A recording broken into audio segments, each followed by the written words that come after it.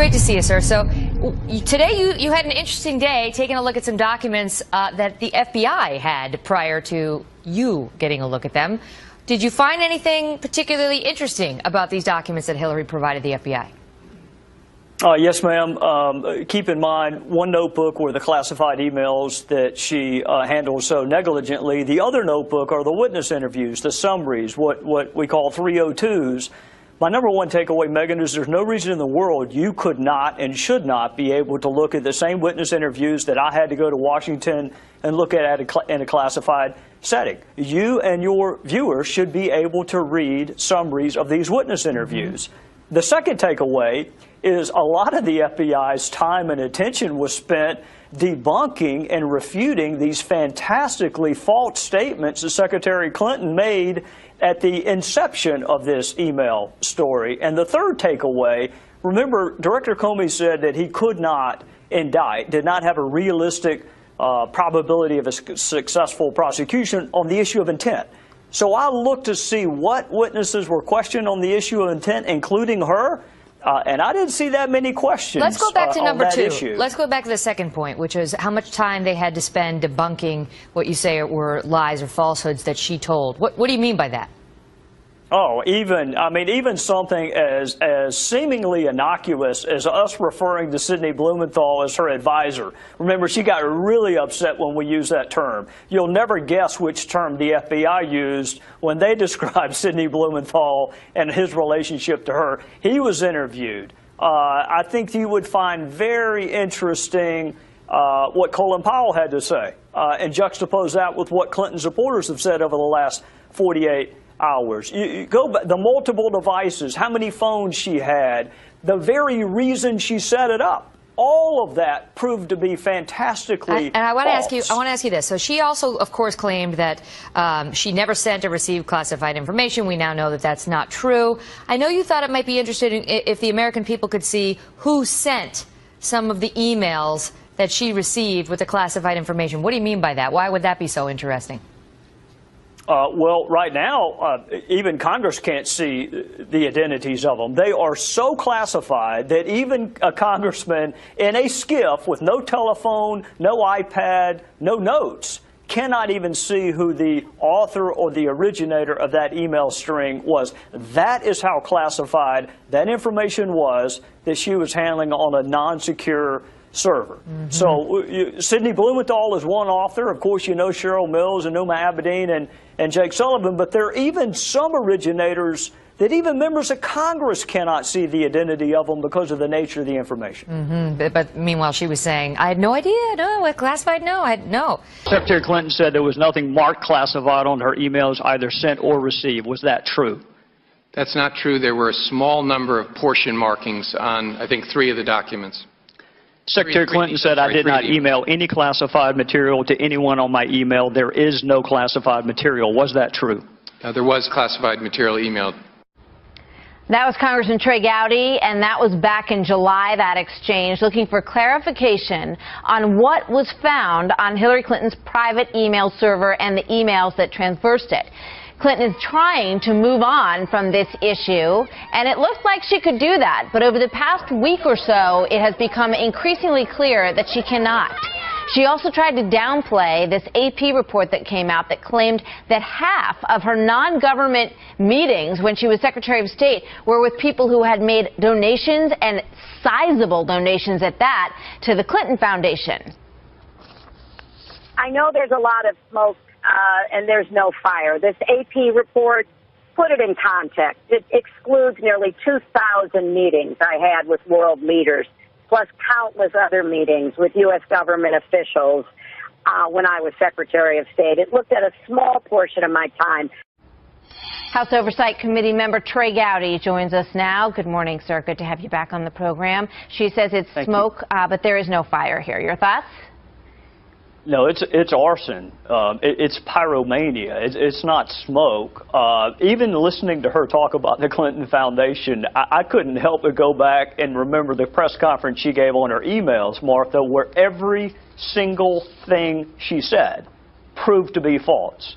That's the interesting thing about credibility and believability. You can't just keep it in one compartment. When you are a habitual serial liar in this facet of life, it tends to make people not believe you in other facets of life. So when she's talking about the Clinton Foundation, I go back and remember her saying there's no classified information. I only use one device. I did it for convenience, all of which were proven to be false. Yeah. Well, one of the big questions here, she said she separated out the personal emails. But one thing we don't have a definitive answer to is whether or not she considered foundation business to be personal. So did she dump all of the foundation-related emails with the yoga and the wedding plans? Well, Martha, you just put your finger on the, not the $1 million question, the $100 million question. I'm sure she's going to have a press conference later this afternoon or whenever she has the next one. I hope somebody in your line of work will ask her, did you consider foundation emails to be personal or work-related? I have yet to see a single foundation email produced by the State Department that was sent by her. Yeah. So if she considered them to be personal, then we move into the facet where she and her lawyers had those emails deleted. And they didn't just push the delete button. They had them deleted where even God can't read them. They were using something called BleachBit. You don't use BleachBit for yoga emails or for bridesmaids emails. When you're using BleachBit, it is something you really do not want the world to see. So I hope someone in your line of work will ask her, did you consider foundation emails to be personal or work? All right, the other area that I want to get into with you is this FBI interview. Because every time we bring this up on this program, we get a lot of response from our viewers. People want to understand how she was able to testify. It was long awaited, this testimony, this moment when the FBI would get to sit down at a table and ask her directly the questions that they wanted the answers to. Because we know that James Comey said, this isn't an inquiry, as she said. He said, this is an investigation. All right, so let's assume it's an investigation. You looked at the notes from the investigation, and what can you tell us about what you learned?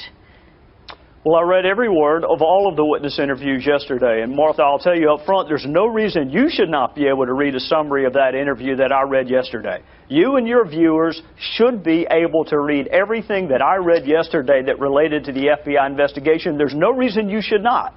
My takeaway was this. Remember, James Comey said she was not indicted because he didn't have sufficient evidence on the issue of intent. I didn't see any questions on the issue of intent. There's no question she handled them negligently or extremely carelessly. He said he didn't go forward with charges because she didn't have specific criminal intent. I didn't see any questions on that. All right, she said she did it for convenience, but I didn't see the follow-up questions in the interview I read. All right, so James Comey was not in the room during this questioning, correct? That's your understanding? Says he would. All right, so he says he wasn't in the room. Do we know how many FBI agents were in the room questioning her?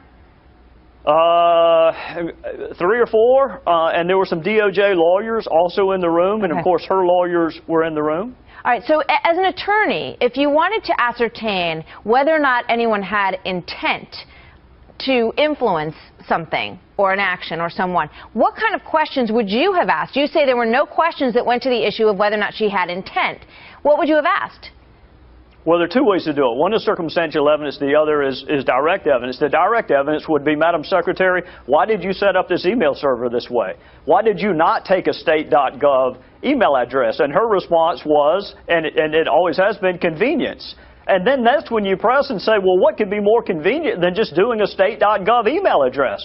The labyrinthine effort that you made to create this separate server, that's what's inconvenient. I would then ask, why did you delete emails that you kept for a year and a half? Keep in mind, these personal emails, she didn't bother to delete them for a year and a half. It was the fall of 2014, a year and a half after she left the State Department, that she decided to start deleting emails. Why didn't you delete them the month you left? Why didn't you delete them 6 months after you left? And the other question they should have asked her is, Madam Secretary, why didn't you turn your emails over the day you left service? Congressman, what do you think is the significance of the developments this week? First, the fact that Clinton had to turn her private server over to the FBI, and also the revelation that at least 2 of the emails on that private server had top secret information. Well, Chris, I think it validates what we initially asked her to do in March, which is to turn her server over to a neutral, detached, independent arbiter. We suggested the Inspector General or a retired federal judge once it was determined that classified, in fact, more than classified, compartmented information was on that server. The FBI then had jurisdiction. So I wish she had done this in March. We would be further down the road, but she swore she would never turn the server over again, and I guess she didn't. It was taken. It wasn't turned over. It was taken.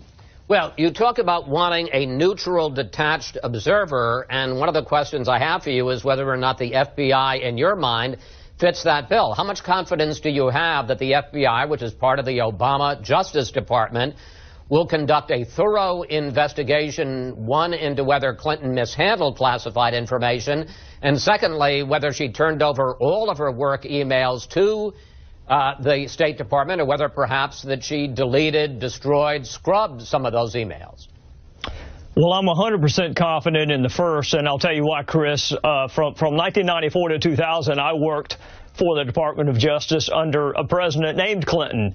And I don't think I knew the political ideation of a single FBI agent. So I think they're the premier law enforcement agency in the world. I think that they are as apolitical as anything can be in this culture, and I think they're going to go wherever the facts take them. But that's with respect to classified information. The completeness or the wholeness of the record, I frankly don't think that's what the Bureau was looking into. That's what the Inspector General wanted to look into. And when the Bureau was through with the server, I hope they will turn that server over to the Inspector General so they can determine whether or not the record is full and complete. Well, that raises the question, what if it turns out, and this is actually what Clinton and her lawyer have said, the server has been scrubbed clean, and any of those 30,000 emails that she destroyed that she said were about yoga lessons and Chelsea's wedding, what if they're not available? What does that tell you?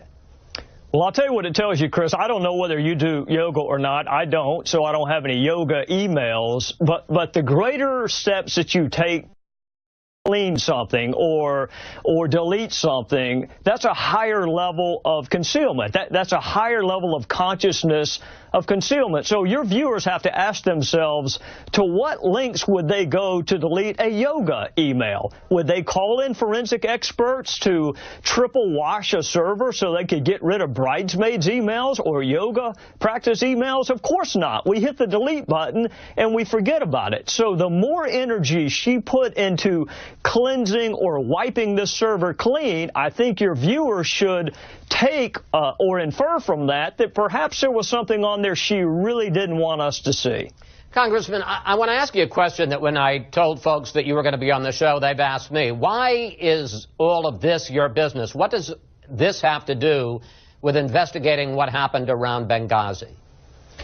Well, probably not much of anything. It was just us that determined this unique email arrangement she had with herself. We have interviewed 36 witnesses. Not a single one of them is named Clinton. In fact, while I'm happy to be on your show, had she not had this email arrangement with herself, you wouldn't be talking to me this morning. So my focus is on the 4 murdered Americans in Benghazi. But before I can write the final definitive accounting of that, I have to make sure that the public record is complete. So all of this started with my desire to get her emails and the emails of her top aides. That's when we learned she had this unprecedented email arrangement with herself. And thanks to, frankly, some folks in your line of work who did some good journalistic investigation, and thanks in part, I guess, to my colleagues on the committee, we have determined that there's a lot more to her email story than just the completeness of the record. In terms of what I'm interested in, it is doing a good job for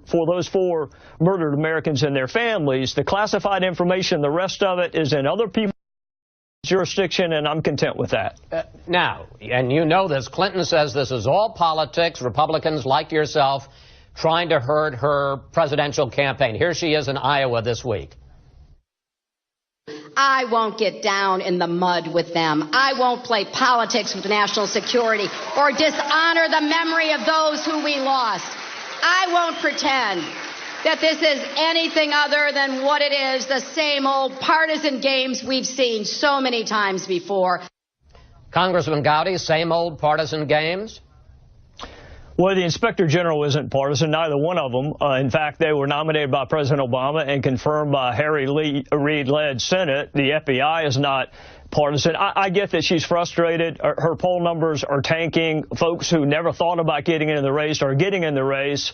But she need not blame House Republicans for having her own personal server, for exclusively using private email, for telling us the Sidney Blumenthal emails were unsolicited, and then we later find out that they were not, for telling us there was no classified information, then we later find out that there was, for telling us the public record was complete, and then we find 15 emails she never turned over to the State Department.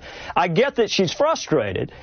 Sometimes when people are frustrated, they look in the mirror and they engage in a little bit of self-reflection, and sometimes they lash out and blame non-existent right-wing conspiracies, and apparently she's chosen to do the latter. Yeah, but let me ask you about the non-existent right-wing conspiracy. I want to show a clip from a video that House Speaker John Boehner, Republican House Speaker John Boehner, put out this week about your investigation. If Hillary Clinton wants the Benghazi committee to finish their work, she could help them by turning over all of her emails sooner rather than later. But we're not going away until we get it because it's really important. Congressman GOWDY, I got to say, it sure looks like a negative campaign commercial. Well, I haven't seen it. I can tell you this, Chris. We have interviewed 36 witnesses. Not a single one of them has been named Clinton. She hasn't been called before the committee yet. Once she comes before the committee, I suspect people's interest in talking to me is going to dissipate down to being non-existent. We've gotten tens of thousands of pages from other executive branch entities that no other committee of Congress has gotten. So, again, I would just tell you this. Had it not been for this unusual email arrangement that she had with herself, you and I would not be talking this morning. You don't know the name of a single other person we've interviewed as a part of our committee. You haven't seen any of the documents that we've acquired from the executive branch entities. We're trying to run this investigation the way that serious investigations are run. But lo and behold, we find something that all 7 of those other committees that she claims looked into Benghazi never found. So we're going to follow the facts wherever they go, and if that impacts people's perception of her fitness to be commander-in-chief, so be it. I can just tell you this. For the first 3 public hearings, I never mentioned her name. Well, let me ask you about this, because Clinton's lawyer says that she will testify before your committee on October 22nd, and I'm a little confused. Have you agreed to that date, and have you and the Clinton team agreed on the ground rules for that testimony? We have agreed on the date, and the ground rules are simple. You're going to stay there until all of the questions are asked and answered with respect to Benghazi and Libya. And part of that is ensuring that the public record is whole and complete, which means we necessarily have to discuss your unusual email practices. But we're going to stay there until all of the questions. If she's going to insist, Chris, that she's only coming once, I'm going to insist that once be fully constructive, which is going to be there for a while. I understand, and you've made it clear that the mishandling of the classified information is not part of the jurisdiction of your committee. But I want to ask you about something very interesting that Secretary of State John Kerry said this week. Take a look. Do you think the Chinese and/or the Russians are reading your emails? The answer is it is very likely. It is not without, outside the realm of possibility. Question, Congressman, when the Inspector General for the Intelligence Committee says that on these private emails was information that came from satellite intercepts, imagery, or electronic surveillance, and you've got John Kerry saying it's very likely that foreign powers are reading his emails, does that raise the stakes here? Absolutely. It was one of the most reckless decisions that have been made in public service in a long time. And the notion that she did this for convenience, I would just ask you, Chris, convenient for whom? Because it sure as hell hasn't turned out to be convenient for the American people or for our intelligence apparatus. It may have been convenient for her, but it hasn't been convenient for anyone else. I don't know who's accessed her email. I know that members of Congress have not, but I don't know who has. Finally, as we have mentioned, Clinton's position in all this has evolved. First, she said that there was no classified information. Then she said there was no information that was classified at the time. Now she says there was no information that had been marked as classified at the time. And I know the State Department is checking into whether or not any aides, officials, advisors may have changed the marking on some of those to remove the classified designation. What do you think of the chances that one of her aides will take the fall for this and that will get Hillary Clinton off the hook? Well, I don't know about getting someone off the hook. If you're talking about criminal exposure, I would leave that up to the Bureau. If you're talking about the court of public opinion, I don't think it ever works when the person in charge blames those under him or her. It's never worked in any position I've ever been in life. She's the Secretary of State. She's the top diplomat for the country, and either she knew or should have known what was being sent to her. So the notion that somebody under you is going to take the fall, metaphorically speaking, I think my fellow citizens would reject that. She wanted to be the Secretary of State. In fact, now she's auditioning for a job even more important than that. With that comes responsibility. And I think my fellow citizens, if that proves to be correct, that classified information was mishandled, I think they will apportion the culpability appropriately. Professor Gruber, what did you mean when you said they proposed it and that passed because the American people are too stupid to understand the difference? When I said that, I was at a conference being glib and, quite frankly, trying to make myself seem smart by insulting others. Are you offering the venue as a defense for saying it or for meaning it? I'm offering it as a defense for using inappropriate and hurtful and inexcusable language to express. Well, what did you mean by too stupid to understand the difference? Congressman, I didn't mean anything by it. Well, you said it. You had to admit it. I was once again being glib and trying to make myself seem smarter by reflecting. Well, what did you mean when you said it was a very basic exploitation of the lack of economic understanding of the American voter? What did you mean by that? Once again, it's another example of my inexcusable arrogance in trying to insult others to make myself seem smarter. Well, what did you mean when you said the American people don't care about the uninsured? Once again, that was an overstatement of trying to conjecture on political topics in which I'm not an expert. Well, you know what, Professor Gruber, I have listened to you all morning talk about your lack of political acumen and that you're not a politician, so therefore you don't know not to call people stupid.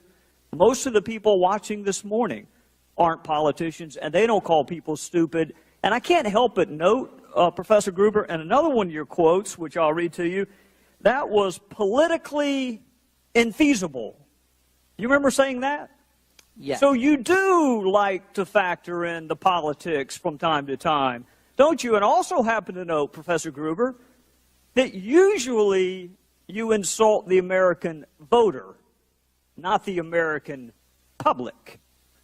So you do factor in politics, don't you?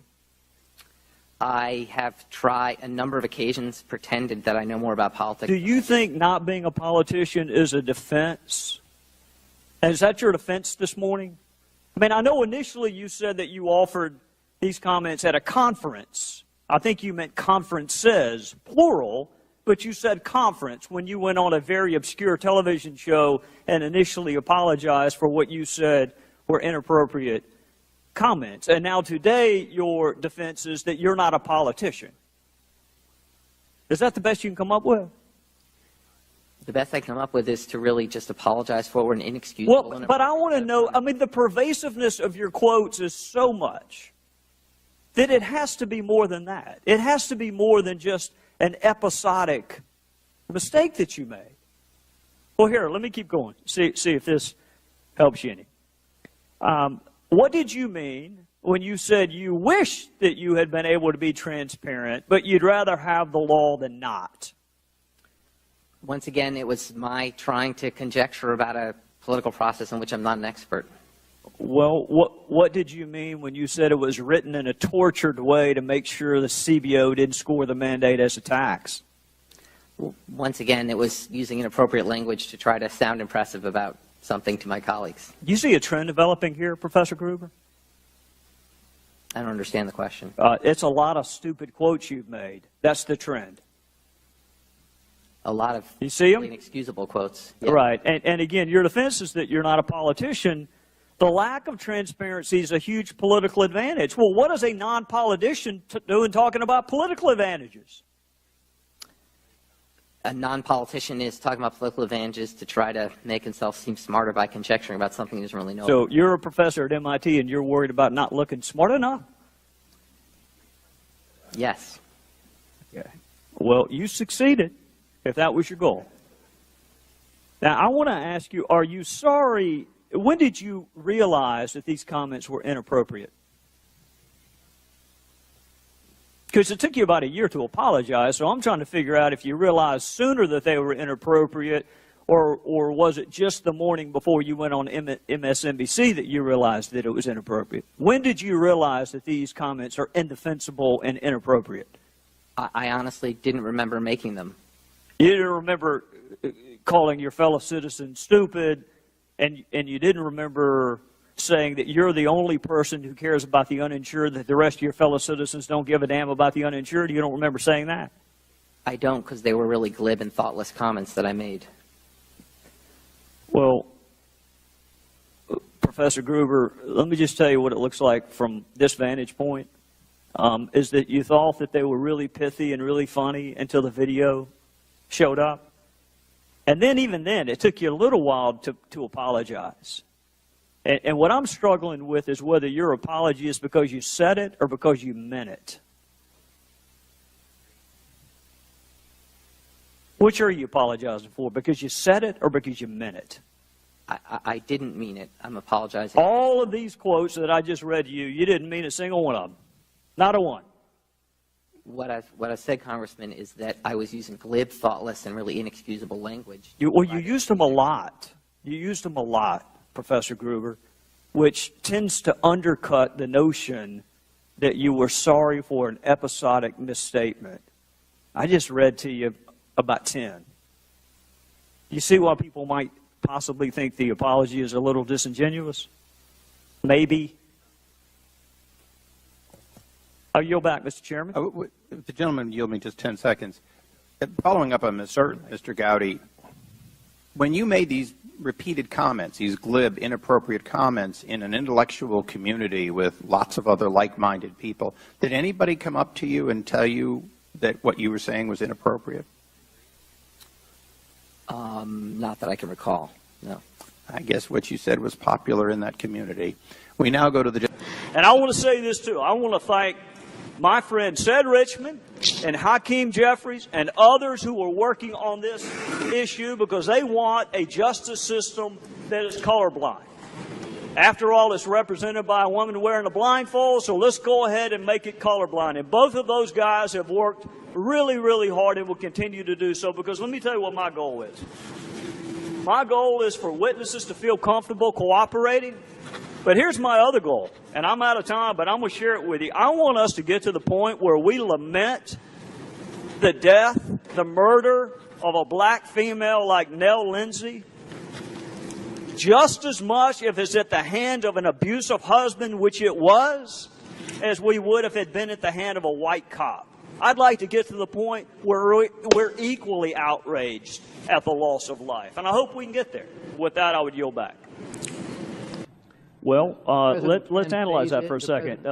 Congress decided in its collective wisdom that if you possess X amount of a controlled substance, you are going to get X amount of time in prison. You may like mandatory minimums, you may not like them. This administration summarily dispensed with that law. So my question to you, again, is can the chief executive fail to enforce categories of law that are both permissive and mandatory? Well, it is well established that the executive branch has prosecutorial discretion to decline enforcement. And what are the limits of that prosecutorial discretion? You know, very frankly, I'm not an expert on that. Well, let me ask you this. Can the president, let's assume that a statute required you to show 2 pieces of identification to purchase a firearm. Can the chief executive knock that down to 1? I guess I'd have to know a little bit more, but I would... It's a very simple fact pattern. You have to show two forms of ID to possess or purchase a firearm. Can the chief executive, under his pardon authority or his prosecutorial discretion authority, knock that down to just one form of identification? Well, I'm not aware of limits on the president's pardon authority. So you would say he could? Under the pardon authority, the president can pardon just about anyone. Not that he should. No. Even before the act is committed? That's the reason for... Can he do it before the act is committed? That's my question. I'm sorry? Can he do it before the act is committed? That's above my pay grade. I don't really know that. If the president can fail to enforce immigration laws, can the president likewise fail to enforce election laws? Whether the president can pardon someone before a prosecution is initiated or before an act? Well, I think I know the answer to that question. My question was before the act was committed. He certainly can before the prosecution. My question is this: if you can dispense with immigration laws or marijuana laws or mandatory minimums, can you also dispense with election laws? Again, I think we've gone over this ground many times. Well, it's human. Let's do it one more time. Can the president suspend election laws? No. Why not? If he can suspend mandatory minimum and immigration laws, why not election laws? Because we live in a government of laws, and the president is bound to obey them and apply them. Well, he's not applying the ACA, and he's not applying immigration laws, and he's not applying marijuana laws, and he's not applying mandatory minimums. What's the difference with election laws? We have a disagreement as to whether, in fact, he is applying those laws. Did My he? view is that he is applying those laws. Did Eric Holder instruct his prosecutors to no longer follow the mandatory minimums with respect to charging decisions? Now, this is an area where I really don't know nearly as much as you do, Congressman. I'd find that shocking that anybody would not know more than I do on any topic. Who would you like? You want me to ask Professor Turley? That my impression is that he's not exactly doing what you've just said. Well, tell me how I'm wrong, because Eric Holder sent out a memo that we are no longer going to put in the indictment the drug amounts. Do you agree with me that Congress can pass mandatory minimums? Constitutionally, yes. Do you agree that Congress can pass statutory maximums? Pardon me? Can Congress also pass statutory maximums? In other words, you can't get more than 30 years for a crime. Of course. Can a president exceed a statutory maximum? Can he extinguish, did you say? No, can he exceed it? Can he exceed it? Well, how would he do that? I mean, keep someone in prison beyond his prison term. Well, if you can put him in prison for less time than Congress says is the law, can you also do it for more time than Congress says is the law? It's really, it's not, this is kind of fruitless because it's an area that I really don't know. Professor Turley, what are the limits of prosecutorial discretion? And if the president can suspend immigration laws, marijuana laws, why not election laws? The president was given different duties and powers. The president was given the duty to take care that the laws be faithfully executed. So my question, Mr. Speaker, is what does that mean to you, that the laws be faithfully executed? We know the president can veto a bill for any reason or no reason. We know the president can refuse to defend the constitutionality of a statute, even one that he signs into law. We know the president can issue pardons for violations of the very laws that we pass. And we know that the president has prosecutorial discretion as evidenced and used through his U.S. attorneys. Mr. Speaker, that is a lot of power. What are we to do when that amount of power is not enough? What are we to do when this president or any president decides to selectively enforce a portion of a law and ignore other portions of that law? What do we do, Mr. Speaker, regardless of motivation, when a president nullifies our vote by failing to faithfully execute the law? How do we explain waivers and exemptions and delays in a bill passed by Congress and affirmed by the United States Supreme Court? How do we explain away a refusal to enforce mandatory minimums that were passed by Congress and affirmed by the Supreme Court? And why pursue, Mr. Speaker, immigration reform if presidents can turn off the very provisions that we passed? You know, in the oath that brand new citizens take, it contains 6 different references to the law. If it's good enough for us to ask brand new citizens to affirm their devotion to the law, is it too much to ask that the president do the same? If a president can change some laws, can he change all laws? Can he change election laws? Can he change discrimination laws? Are there any laws under your theory that he actually has to enforce? What is our recourse, Mr. Speaker? What is our remedy? Some would argue the framers gave us the power of the purse and the power of impeachment, but Mr. Speaker, those are punishments, those are not remedies. What is the remedy if we want the executive to enforce our work?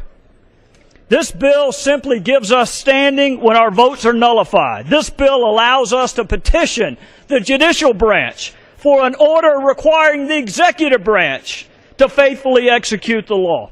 Mr. Speaker, we are not held in high public esteem right now. Maybe members of Congress would be respected more if we respected ourselves enough to require that when we pass something, it be treated as law. Maybe we would be more respected if we had a firmly rooted expectation that when we pass something as law, it be treated as law. Maybe we would be more respected if we put down party labels and a desire to keep or retain or acquire gavels and picked up the history, the tradition, and the honor of this, the people's house. Mr. Speaker, the House of Representatives does not exist to pass suggestions. We do not exist to pass ideas. We make law. And while you are free to stand and clap when any president comes into this hallowed chamber and promises to do it with or without you, I will never stand and clap when any president, no matter whether he's your party or mine, promises to make us a constitutional anomaly and an afterthought. We make law.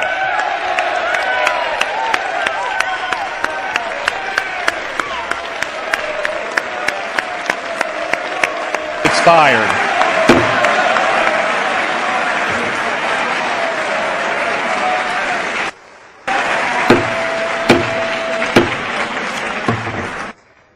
The process, and I'll Are you share opposed to us considering comprehensive? in the order that you're doing it, yes. Okay. That the Because you border needs to prefer be that there secured needs to be first, border. and then you can address that issue after. All right. And that's a Republican position, Republican Party position, and you're a Republican, and I understand that.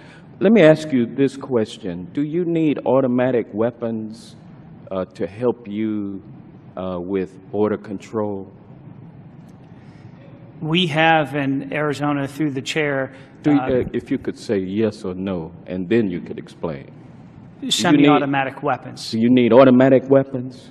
We don't have to have automatic weapons, no. Do you need mine-resistant, ambush-protected vehicles to help you patrol the border? Not for the border, but for our SWAT team, yes. Thank you. Do you need silencers in order to help you patrol the border?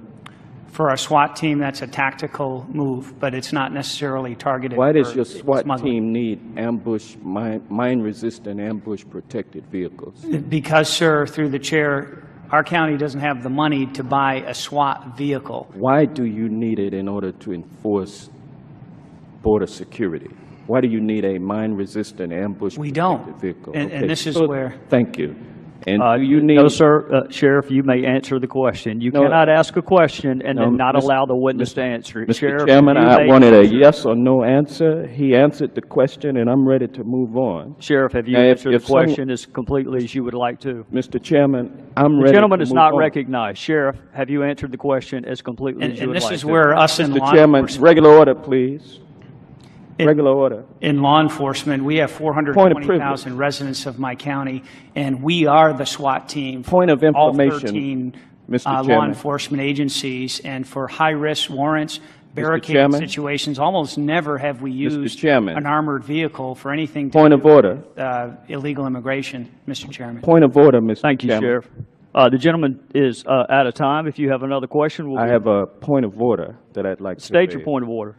Is it within the rules of this committee that the chairman can interrupt a legislator asking a question of a witness? If that legislator is not allowing a witness to answer a question, you daggum right he can. Yes, sir. The gentleman is out of time. I take exception to the chairman. The chair would now recognize the gentleman from Iowa, Mr. King. Thank you, Mr. Chair. Very much appreciate your gracious welcome. I want to put on my old hat for just a second. As a prosecutor, there are 10 things our forefathers thought enough about and thought were important enough to remind us of even shortly after our foundational document was ratified. And second on that list of things that they thought were important was the right of Americans to keep and bear arms. And they thought it was important then, and it's important now for at least 3 different reasons. Number one, the right to defend oneself or defend one's family or defend others who frankly are in need of self-defense is not a right that government gave you. It is a natural right, and no government can take it from you. Number two, there was and there is a need for the citizenry to be trained to handle weaponry. Number 3, our government is based on consent. The people consented to be governed in exchange for certain representations that were made to us. It is sort of akin to a social contract. And consent, both in theory and in actuality, can be withdrawn. Like with so many other conservative concepts, that 3-part tripartite analysis of the Second Amendment came from a guy named Scalia in the landmark Second Amendment case, D.C. versus Heller. And I don't know what your politics are, and frankly, your politics are none of my business. I can just tell you from my side, I'm a Republican. From my side, we have lost 5 out of the last 6 popular votes for president. 5 out of the last 6 times, our fellow citizens went into the ballot booth and pulled the curtain. They pushed the button more times than for my side than for the other side. So when you've lost 5 out of the last 6 anything, I think it is important to figure out how to persuade people that there are legal, constitutional, and practical underpinnings to our belief in the Second Amendment. But it is also important that we empower ourselves to confront the arguments made by those on the other side. So let's just start at the top. I do not need this president or any other law professor lecturing me on those who have been victimized by crime and violence. I saw it. I lived it. I experienced it. So when this president and others were working on their innocence projects, I was working on some guilty projects. And in every one of those cases, I had family members with me, along with law enforcement, who had been victimized by gun violence. So I don't need this president talking to me about having compassion for those who have been victimized. With freedom comes a corresponding responsibility. This is important because that responsibility is owed by you personally. I have a responsibility to exercise my freedom judiciously and appropriately with you. But collectively, what do we call that responsibility? This responsibility that we exercise our freedoms appropriately, what do we call that? We call it the law. Think about it. That's what the law is. We have codified that responsibility that we feel towards one another. So here, I want to ask you, how is this administration doing in the enforcement of current laws? You already know this. It's against the law currently for convicted felons to possess firearms or ammunition. So rather than register them to vote, why doesn't this administration actually prosecute those cases? Lying in the application for the purchase of a firearm, already against the law. How are they doing on the prosecution of that? Those that have been court-martialed, already against the law to possess a firearm. Those who have been adjudicated mentally ill so they do not know the difference between right and wrong. How are they doing in the prosecution of that category? Those addicted to controlled substances, already against the law for you to possess firearms or ammunition. How is this administration doing? They are clamoring for new laws, and they talk about gun control. And let me tell you, friends, this is to empower you to make the argument. There is gun control. There are controls over who can have guns, where you can have them, and what kind of guns you can have. And this administration is anemic in enforcing the current law. So they want to win. They want to win the debate on the Second Amendment. I want to win the war on crime. So I want to say this. I want you, and obviously you are, or you wouldn't be at this convention. I want you to continue to educate yourself and those around you on the legal, constitutional, and practical underpinnings of the Second Amendment. But I want us to collectively just agree that we will be damned if we are going to take lectures on compassion and the human toll of crime from an administration that advocates for sanctuary cities to protect convicted felons from deportation, and then those felons wind up killing daughters who are walking with their fathers on piers in San Francisco. You want more gun laws? Mr. President, I want you to enforce the ones that you already have, because I'm not interested in a sanctuary for Mr. Lopez. I'm interested in a sanctuary for the Kate Steinleys of the world. Thank you, and God bless you. God bless America.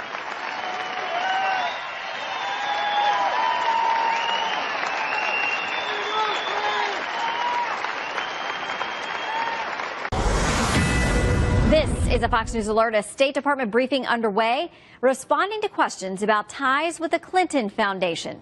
This as we learn of another crack in the dam for Hillary Clinton. Let's listen. Evidence of the way the process works, and in that,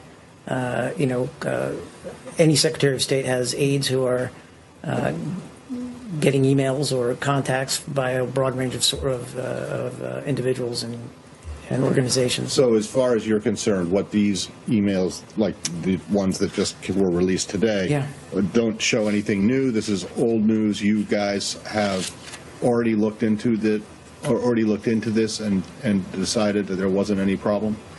I mean, of course, we're always assessing new emails as they come in, so I don't want to make it look like we just disregarded this. I think that, I'm sorry, go ahead, Matt. Well, go ahead and finish. No, I just said we'll always assess new emails as they come in, but these aren't new emails. I understand that. But I mean, you guys, you're confident, or you know that the emails that were released today have been looked at by people whose job it is to look into these things and decide whether or not there was a violation or an appearance. Yes, that is my understanding. Yes. And nothing. Again, I stand by what I just said, which is that there was no. Yeah. How do you address the inference? James, the inference that is left in Judicial Watch's statements on this, that meetings were granted to certain people who were also significant donors to or partners with the Clinton Foundation. And they leave the inference that people were getting meetings or getting consideration at a minimum for meetings because they were big donors to the foundation. I mean, I guess I would just once again emphasize that there wasn't a single channel for access to the Secretary of State, then Secretary of State Clinton. And for senior aides in the department at that time to have have connections with the Clinton Foundation, which, by the way, was working on, for example, Haiti relief post-earthquake, pretty significant role in that, in fact, only speaks to the fact that, these were important people who had reason to convey information to the Secretary. There was nothing that we have seen that implied any kind of untoward relationship. But my question goes really to the fund. I mean, it's clear in the American domestic political tradition, it is completely explicit. You pay X thousands of dollars and you get to go to a reception with the president or a candidate for the presidency. And, I've been at fundraisers standing on the outside of them where there are different levels of money you cough up, and that governs how much access you get and whether you get a photo with them or not and so on. And so the question I want you to address is, Judicial Watch is leaving this inference there that you pay to the foundation and you get to see the Secretary of State. Can you say, no, that's just not true, that's not how it works? What I would say is that we have no clear sign that that was the case. We've seen no evidence that that was the case. Thank you. Yep, please, I'm sorry, James, go ahead. Man. That's all right.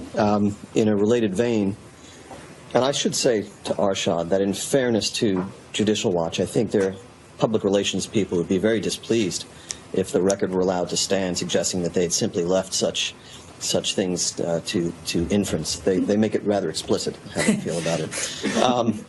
I stand corrected. Fox News has obtained and shared with your office roughly 180 pages of call logs from the office of Cheryl Mills, covering a 2-year period when she was Chief of Staff to Secretary Clinton. As you have seen, the individual who left the greatest number of messages for Ms. Mills in that period of time by an exponential order was Laura Graham, then the Chief Operating Officer for the Clinton Foundation, close to 150 in the 2-year time frame. As you know, this evidence arises at a time when many questions have been raised about whether the Clinton State Department, and specifically Ms. Mills, maintained an appropriate distance from the Clinton Foundation. Can you tell us why Ms. Graham and Ms. Mills were in such close and constant contact? Well, a couple of things to say about this. First of all, just to step back and address what James is referring to, these are logs that were, in effect, spreadsheets that were maintained by who was then an assistant to Chief of Staff Cheryl Mills to track, as you can imagine, the large volume of incoming calls that she received about a range of issues. And these documents were released through the FOIA process, I think back in April.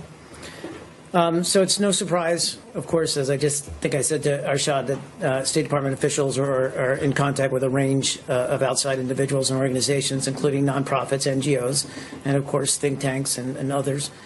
And that's certainly true with Ms. Mills. I would also state, and again, I don't know if I'm inferring from your question. I wouldn't want to do that, but Secretary Clinton's ethics agreement at the time did not preclude other State Department officials from engaging with or having contact with the Clinton Foundation. So you're right. There are these, I guess, approximately 150 messages. I can't give you a readout of every one of those messages, or every one of those calls, rather, and in fact, how many of the calls were returned or connected. All I can say, and I would go back to, again, what I just explained to Arshad is, I would note that the State Department at the time was, and certainly Cheryl Mills individually, was a coordinating hub for U.S. and international efforts to relief efforts in the wake of the 2011 Haiti earthquake. And as I said, Cheryl Mills personally led those efforts throughout her tenure here. And former President Clinton also played a role as a coordinator for relief efforts in his role as the U.S. Special Envoy, or UN Special Envoy for Haiti. So again, I don't want to speculate, but that could well be the reason why there were these calls, simply coordinating on what was one of the premier or most significant foreign relations issues of the time. On one occasion, Ms. Graham left a message from Ms. Mills referencing, quote, our boss, unquote. Did Ms. Graham and Ms. Mills have the same boss? I can't speculate as to who they were referring to. I just don't know. I didn't ask you to do that. I just asked, did they have the same boss? They did not have the same boss. I can answer that. With these call logs fresh in mind, can you still assure the American people that the Clinton State Department maintained at all points an appropriate distance from the Clinton Foundation? Again, we have seen no evidence of any behavior, any relations with the Clinton Foundation that weren't completely above board. And in this case, it's likely that what they were dealing with during many of these calls was the immediate aftermath of the Haiti earthquake. And finally, since we just touched on Ms. Abedin, some unrelated questions about her. The New York Post has been reporting on the presence of Huma Abedin for more than a decade on the masthead of an Islamic journal that published some fairly vile things, including blaming the U.S. for 9/11, and an article by Ms. Abedin's mother in which she wrote that the, quote, empowerment of women does more harm than benefit, unquote. When Ms. Abedin was cleared to work here in the Department of State, one of the 2 jobs she held down during her tenure here, was Ms. Abedin's association with this journal known to the secretary or to anyone else in this building? James, I don't have an immediate answer for you on that. I haven't seen these reports, to be honest. What I would say is that we wouldn't normally talk about someone's clearance process, except to say that having gone through security clearance process and considering what the level of clearance she would have needed for the job that she held, I can assure you that she was, like any individual would be, fully vetted. But I can't speak to these specific allegations. I just don't. The presence of a State Department employee or a prospective employee on the masthead of a journal that is published and disseminated would typically be the kind of thing that those who do the vetting. All right, we want to bring in Chief Intelligence Correspondent Catherine Herod. She is live in Washington as we've been monitoring this State Department briefing today. Catherine, a lot of tough questions and a lot of hesitation from Mark Toner. Well, that's right, Shannon. Really 3 major takeaways. One, we've got these newly released emails from Judicial Watch that relate to Clinton aide Huma Abedin. She has been the focus of a congressional investigation because she wore multiple hats when she was at the State Department, a State Department employee, also an employee for the Clinton Foundation, and then also this Clinton-aligned consulting group called Teneo. And the question is whether this has been a conflict of interest. So we got to some of that at the briefing. The second is about the Clinton Foundation and whether one could draw the conclusion that when the Crown Prince of Bahrain gives a $32 million donation to the Clinton Foundation, this really paved the way for an in-person meeting with Secretary of State Clinton. The State Department spokesman Mark Toner just said that they did not see evidence of that being the case, though.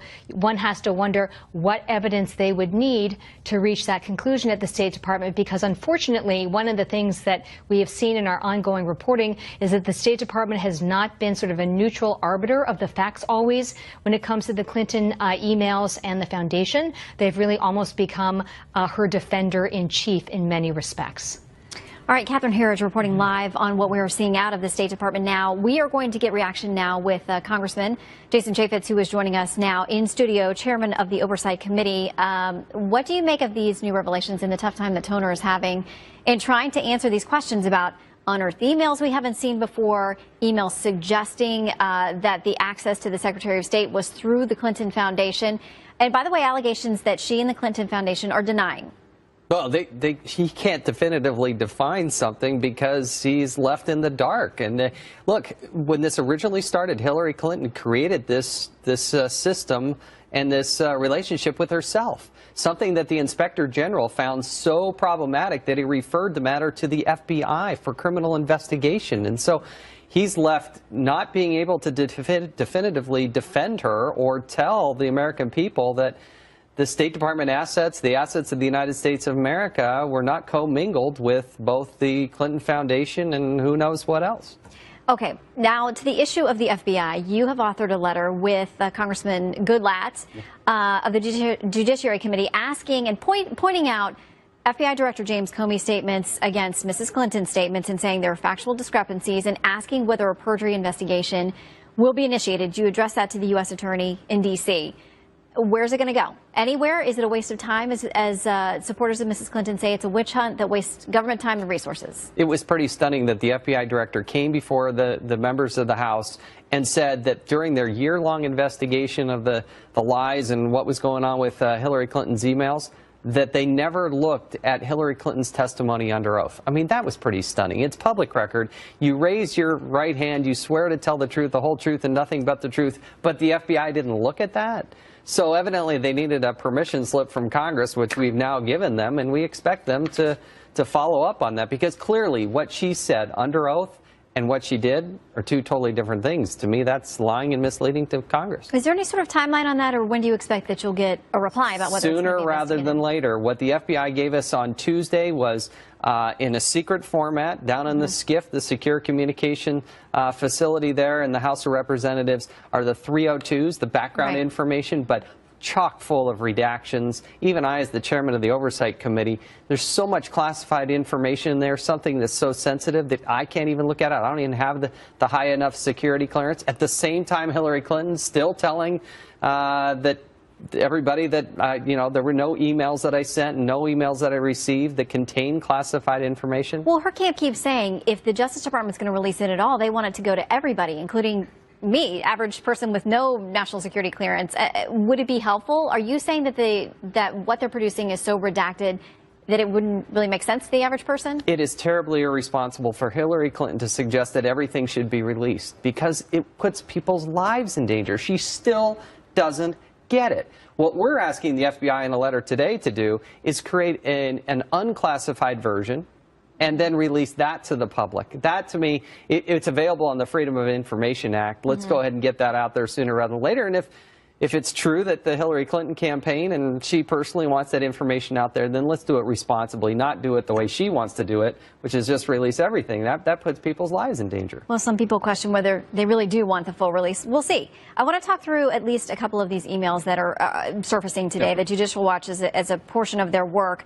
We have Doug Band, obviously a very close confidant of President Clinton, helped him form the Clinton Global Initiative connected to the Clinton Foundation, sending an email to Huma Abedin saying CP, meaning Crown Prince, we believe, of Bahrain, in tomorrow to Friday, asking to see her, good friend of ours. And then he asked to see HRC Thursday and Friday through normal channels. I asked, and she said she doesn't want to commit to anything.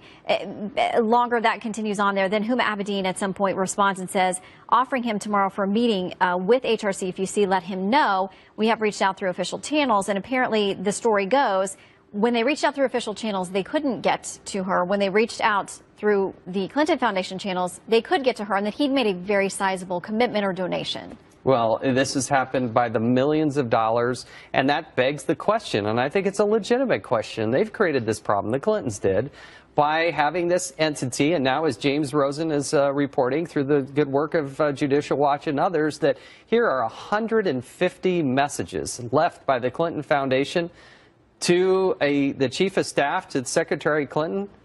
I mean, come on, it doesn't take but a third grader to add this up and say, wow, you give tens of millions of dollars through the foundation, then you get the access that you want. I think that's a legitimate question that even the State Department spokesperson, when given an opportunity, could not refute. He had a tough time with it. But again, through her campaign and the official channels, they're saying there's nothing there, that there is no connection. And she should have a press conference. She's been 261 days without a press conference. This is what happens when you have a candidate that just hides and doesn't answer questions. That's what happens, is you're left with more and more questions. She needs to have a press conference and let the media ask her. We would love to. We have a lot of questions. We'd love to see that. Yeah. Chairman, good to see you. Thanks for coming in today. All right, as